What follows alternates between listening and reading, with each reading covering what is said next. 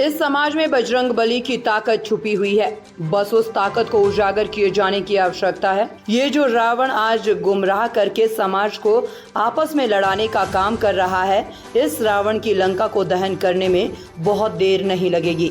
मैं आप सबका आह्वान करूंगा, हम सब की जिम्मेदारी बनती है कि वास्तविक तथ्यों को समाज के सामने रखें, समाज को इन बातों से अवगत कराएं। तथ्य प्रमाणित है, आपके सामने प्रमाणिक तथ्य होंगे। समाजवादी पार्टी अपनी 4 बार की सरकार के समय ओबीसी और एससी और प्रदेश के युवाओं को कितनी नौकरी और रोजगार दी है, इन तथ्यों को निकालिए। और भारतीय जनता पार्टी की सरकार पिछले 7 वर्ष में कितनी की है, यह भी समाज के सामने रखिए और उसमें यह भी देखिए कि ओबीसी समाज के कितने लोगों को उसके माध्यम से नौकरी मिली, यह भी बताए जाने की आवश्यकता है। उन्होंने कितने लोगों के रोजगार को छीना और भारतीय जनता पार्टी की सरकार ने कितने लोगों के रोजगार को उपलब्ध कराया है, यह भी जनता के सामने आना चाहिए।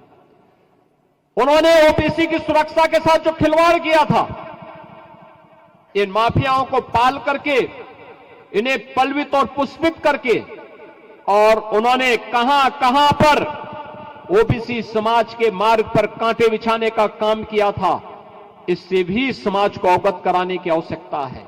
आपके पर्व और त्योहार में व्यवधान डाल करके प्रदेश को दंगों की आंख में झोंकने का जो काम किया था, उसके बारे में भी अवगत कराइए। आपकी खेती बाड़ी के मार्ग में जो इन्होंने अवरुद्ध पैदा किए थे, इसके बारे में अवगत कराइए। और अब तो हम लोगों ने प्रदेश के अंदर न केवल उत्तर प्रदेश के किसानों को प्रधानमंत्री मोदी जी ने प्रधानमंत्री किसान सम्मान निधि का लाभ दिया है, बल्कि प्रदेश सरकार ने किसानों के साथ साथ उनके परिवार के जनों और बटाईदारों को भी 5 लाख रुपए की मुख्यमंत्री कृषक दुर्घटना बीमा के अंदर आच्छादित करने का काम किया है। बहनों और भाइयों, इन योजनाओं का सर्वाधिक लाभ ओबीसी समाज ले रहा है, लेकिन उन्हें अवगत कराएगा कौन, उन्हें बताएगा कौन? उन तक बताने की जिम्मेदारी आपकी है, उस समाज के बीच तक पहुंचाने की जिम्मेदारी आपकी है। और यही नहीं, हमें यह भी करना चाहिए।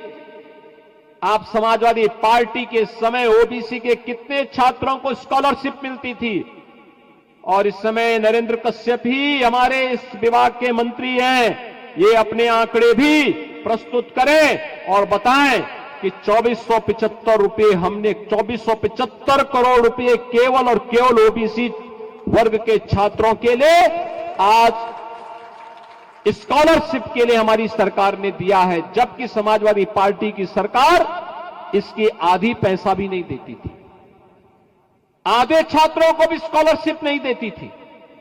और इसीलिए आज आपसे मैं कहने के लिए आया हूं, आप में, इस समाज में बजरंग बली की ताकत छुपी हुई है, बस उस ताकत को उजागर किए जाने की आवश्यकता है, उस ताकत को उजागर किए जाने की आवश्यकता है।